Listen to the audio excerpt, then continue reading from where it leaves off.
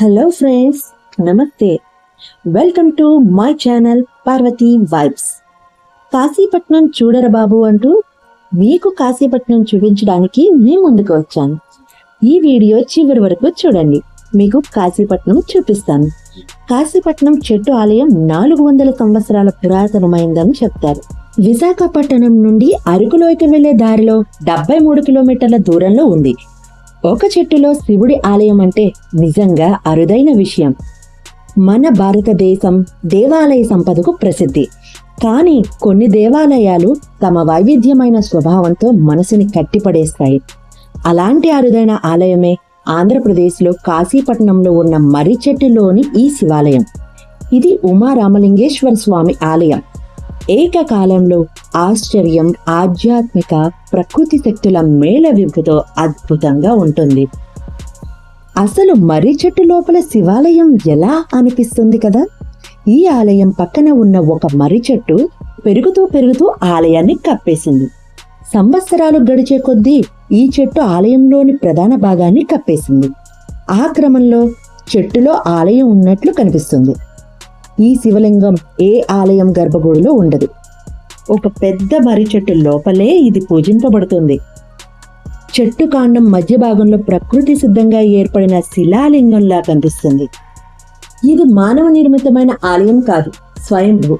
ప్రకృతి తనకు తానే గర్భగృహాన్ని అందించినట్టు ఉంటుంది. వందల ఏళ్ల వయసున్న చెట్టులో శివుడు తానే వెలిసినట్లు భక్తుల నమ్మకం. సముద్ర తీరానికి దగ్గరగా ఉండటం వల్ల ఇక్కడి వాతావరణం ప్రశాంతంగా ఉంటుంది. ఈ దేవాలయానికి అతి దగ్గరగా గోస్తని నది ప్రవహిస్తూ ఉంటుంది. ఈ దేవాలయాన్ని సందర్శించే ప్రతి ఒక్కరికి ప్రత్యేకమైన అనుభూతి కలుగుతుంది. గర్భగుడి ముందుగా ఎడమ వైపు వినాయకుని ప్రతిమ ఉంటుంది, కుడివైపు పార్వతీదేవి విగ్రహం ఉంటుంది. అక్కడి వరకు మాత్రమే మనల్ని అలౌ చేస్తారు. ఆ తర్వాత గర్భగుడి లోపల శివలింగం ఉంటుంది. శివలింగం పైకి చూస్తే పైకప్పు అంతా చెట్టు లోపల భాగం, లోపల పైకప్పు నుండి చూస్తే చాలా ఎత్తుగా ఆకర్షణీయంగా ఒక గుహలా కనిపిస్తుంది. చుట్టూ పచ్చటి చెట్లు, పర్వతాలు, గిరిజన గ్రామాలు కలిసి ఉండడం వల్ల ప్రకృతి ప్రేమికులకు ఇది సరైన స్థలం. కార్తీక మాసంలో భక్తుల రద్దీ చాలా ఎక్కువగా ఉంటుంది. ముఖ్యంగా కార్తీక సోమవారాలు, కార్తీక మాసంలో పోలిపాడ్యమి రోజు ఇక్కడికి భక్తులు స్వామివారిని దర్శించుకొని గోస్తని నదిలో దీపాలు వదులుతారు. కార్తీక మాసాల్లోనూ పర్వదినాల్లో మాత్రమే ఇంత రద్దీగా ఉంటుంది. మామూలు రోజులలో ఖాళీగానే ఉంటుంది.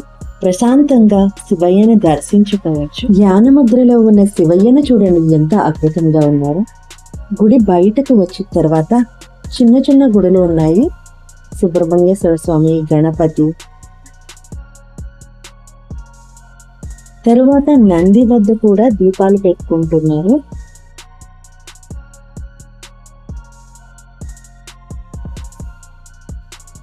ఇక్కడి నుంచి అతి దగ్గరలోనే గోస్తని నది ఉంది. అక్కడికి వెళ్ళి దీపాలు వదులుతారు. అరకు వ్యాలీకి వెళ్లే దారిలో చిన్న బ్రేక్ టూర్ గా ఇది చాలా మంది తీసుకుంటున్నారు. ఇది ఒక పవిత్రతను అందించే స్థలం మాత్రమే కాదు, మనం ప్రకృతి తల్లిని ఎలా గౌరవించాలో చూపించే జీవంత ఉదాహరణ. భగవంతుడు దేవాలయ గోపురాల్లోనే కాదు, ప్రతి చెట్టులో, ప్రతి శిలలో కూడా ఉంటాడని ఈ దేవాలయం మనకు చెప్తుంది. ఫ్రెండ్స్, ఈ వీడియో మీకు నచ్చితే ప్లీజ్ లైక్ చేయండి, కామెంట్ చేయండి, ఇంకా సబ్స్క్రైబ్ చేయండి.